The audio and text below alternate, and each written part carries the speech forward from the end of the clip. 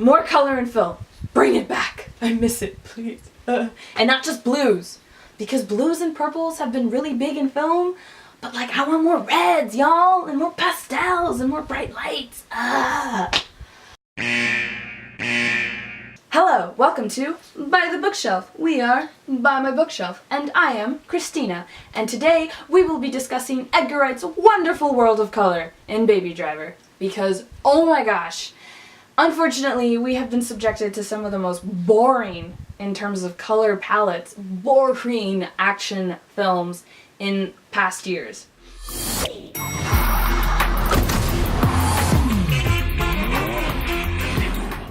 And that's where Baby Driver comes in, because Baby Driver is Edgar Wright's answer to action thrillers, and it's also his answer about how to do color, and how to make the color work in your story.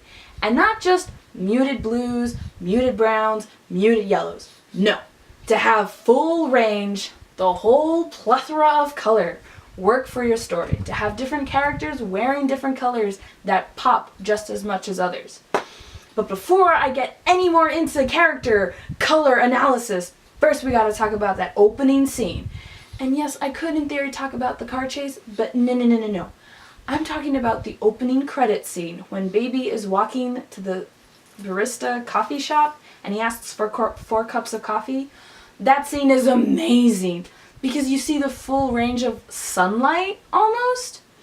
You see like the morning light, and then it like you get this beautiful cut and suddenly it's like fresher and it's like proper daylight. And then he enters the coffee shop and so now it's kind of dim. And so now we're getting like dim light. And then we go back outside and it's this amazing world of color again and everything's popping. And, you know, just the beautiful sequence of the credits flowing in and the lyrics of the music that he's currently listening to that we're jamming along to, floating in, colorfully and wonderfully and so beautifully edited. It was like, just to watch. It was amazing.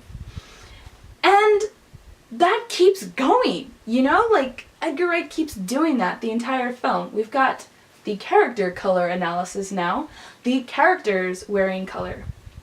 And oh my gosh, we could go into full depth analysis just on the characters. We could spend like days. I'm not going to do that to you, but we could, in theory, spend like a lot of time talking about how the characters are wearing color.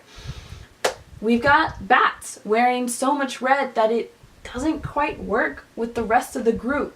And it's not supposed to because he's not really a team player. We've got Darling wearing pinks and violets, and they really contrast her, like, very crazy side.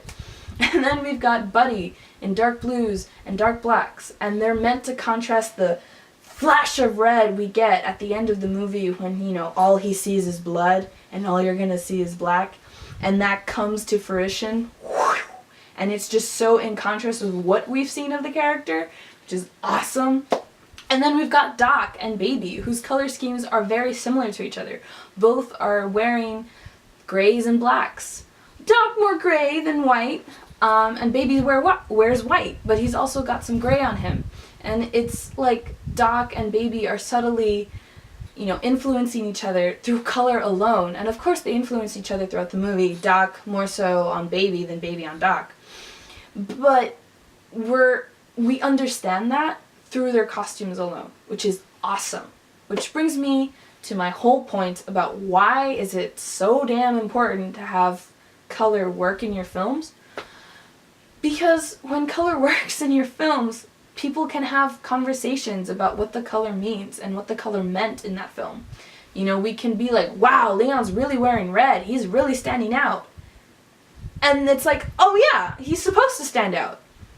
The audience gets that, and the audience is now actively participating in the film. And that's another thing color can do for your film. It can make your audience participate in the film that they're watching. When the opening credits scene goes by, I mean, I wasn't the only one like looking for the credits, you know, like when is the next one gonna go by, and oh look, the lyrics are like flashing in yellow right there, and like, you know, it was just this wonderful little moment where Edgar Wright kind of just lets the audience have fun with this little like colorful puzzle he's laid out for us. But then he kind of subtly continues that with his successful use of color. And by no means is he the only one successfully like mapping out the color. I mean, the costume designer, of course, very much helped. The costume designer, she even mentioned in an article that she hand dyed like 3 of Baby's shirts different grays so that you could subtly see without really being able to tell, but kind of being able to tell, that Baby was being more and more affected by this seedy underground that he doesn't want to be a part of, and he's kind of ambivalent towards, but is slowly sucking him in. I mean, that attention to detail just really lets you know that they were so like meticulous with the color use in this film, and it shows, and it's awesome. And then of course we've got Darlene, and Darlene is in beautiful dark blues that offset, you know, her beautiful blue eyes, and you know, her hair is stacked up in such a way, and she's not quite blonde but almost blonde, and like, you know, she stands out without standing out. And she's definitely a contrast to the only other female character, Darlene. You know, Darlene wears pinks and violets. Deborah wears, you know, blues. I'm like trying to remember what else she wears, and all I can remember is like her little dark blue outfit. But yeah, and they foil each other in a way. And that's another thing color can do. It can have your characters foil each other visually. Leon foils every other character just by sheer sake that he's the only one wearing red. But he definitely, I mean, if we want to talk color contrast, then he's definitely foiling Buddy, who's wearing dark blues. I mean, they don't like each other at all, and that's noticeable just through their like wardrobe alone. The other thing color can do for your film is, so in Baby Driver, everything's in color, and then Baby has a daydream about what he wants for him and Deborah. He wants him and Deborah to go off into the sunset in a really nice car. And he has that daydream, and it's in black and white. And it just the black and white very much cuts almost halfway through the film. And so it's this big old chunk of black and white in the film that just throws everyone off. And it's supposed to, because it's a daydream, and that's Edgar Wright's very obvious way of telling you, hey, this is in black and white, this isn't real because it's not in color like anything else. Then Edgar Wright throws us for another loop with another use of color, and the other use of color is at the very end, that last scene when Baby is reading the postcard that Deborah gave him. And then it pans from Baby's head to the postcard. And then the next scene is him getting out of jail. And Deborah's there with a really nice fancy car, and she's dressed in very gorgeous yellow. And, you know, it's so bright though, that scene. It's so pastel. All the other parts of Baby Driver are rich chroma. Like, they just attack you. And then we've got the black and white. And then at the end, we have beautiful, beautiful pastels. You know, just beautiful, bright pastels. And so it makes you wonder, is this supposed to be like, is it supposed to be, you know, a blending of the bright black and white daydream that Baby had with the rich chroma, and we get this beautiful pastel of the world that he now sees? It's not quite as rich and as vibrant as it used to be, but it's still pretty bright. Like, it's still pretty lightful, right? Or is it supposed to show that it's still just a daydream?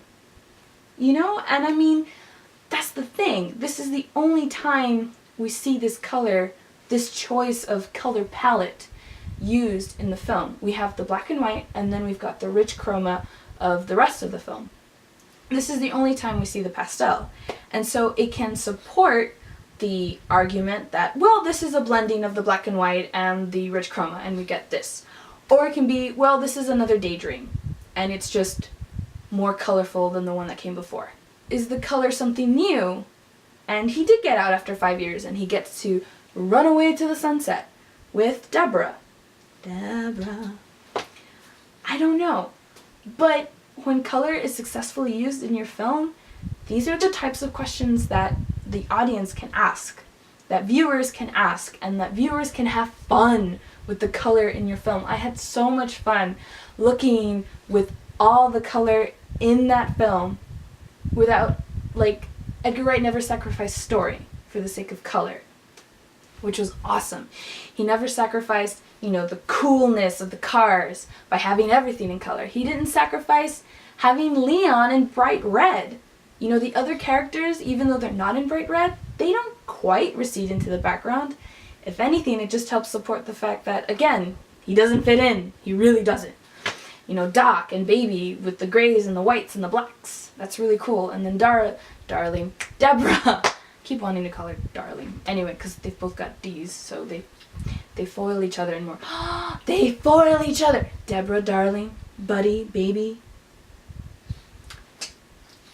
You cannot tell me that was not on purpose. Anyway, Baby Driver is clearly Edgar Wright's answer to action thrillers and how you can still use color in your film and not have it detract or distract from the story, but enhance and enrich the story. And that's ultimately what color should do for your film. It shouldn't detract, it shouldn't distract. It should just add to the already remarkable storytelling that you've got crafted on screen. Those are my thoughts on Baby Driver. Comment below if you've got anything else to add to this conversation.